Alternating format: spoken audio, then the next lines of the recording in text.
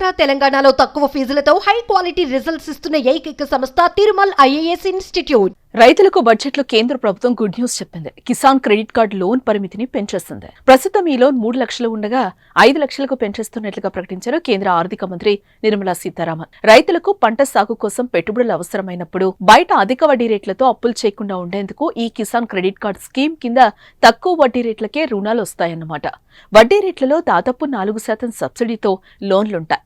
భారత ప్రభుత్వం రైతుల కోసం ఈ కిసాన్ క్రెడిట్ కార్డు పథకాన్ని 1998లోనే ప్రారంభించింది. వ్యవసాయం సహా మత్స్య పశుసంవర్ధక రంగాల్లో స్వల్పకాలిక రుణాన్ని పొందొచ్చు. ఇక్కడ వ్యవసాయం సహా ఇతర అనుబంధ కార్యకలాపాలైన ఎరువులు, పురుగుల మందులు, విత్తనాల కొనుగోలు, కూలీల ఖర్చు, మార్కెటింగ్, పంట కోత ఖర్చులు వంటి అవసరాల కోసం ఈ కార్డు ద్వారా లోన్ తీసుకోవచ్చు. కిసాన్ క్రెడిట్ కార్డులతో బీమా సదుపాయం కూడా అందుబాటులో ఉంది.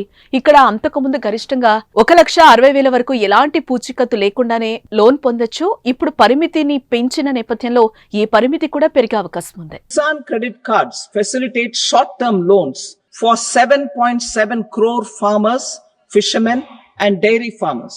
The loan limit under modified interest subvention scheme will be enhanced from 3 lakh rupees to 5 lakh rupees for loans taken through the KCC.